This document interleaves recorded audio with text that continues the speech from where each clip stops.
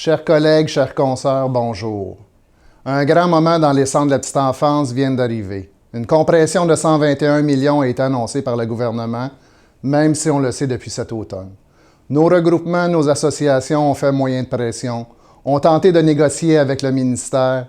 Aucune porte n'a été ouverte de leur part.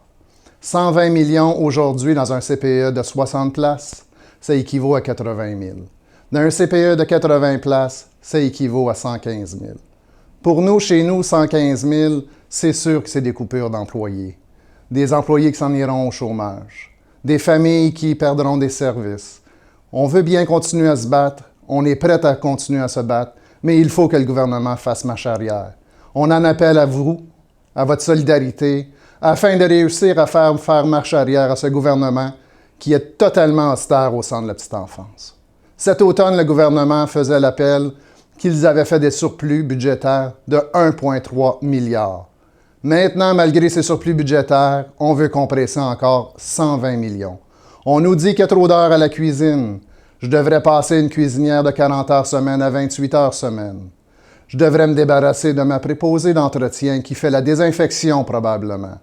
Enlever la désinfection dans un CPE, c'est dire bonjour aux microbes, bonjour aux gastro et bonjour aux enfants qui resteront à la maison parce qu'ils sont malades, car nous avons moins de possibilités de faire de la désinfection.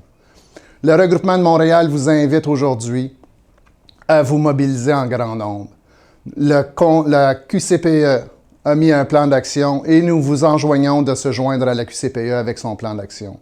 Bien évident que Montréal est une grande plaque tournante. Bien évident que Montréal est bien présent sur la sellette et nous vous convions dans les semaines à suivre à vous mobiliser avec le regroupement. Dès cette semaine, le conseil d'administration se réunira en cellule d'urgence. Suivez-nous. Un plan d'action de mobilisation montréalais sera mis sur pied. Ce matin, chaîne humaine, bravo à ceux qui l'ont exécuté, belle couverture médiatique.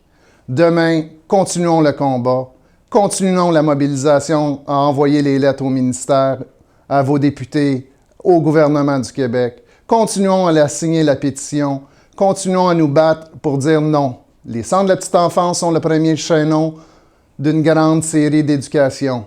Les enfants passent par chez nous, s'en iront au scolaire.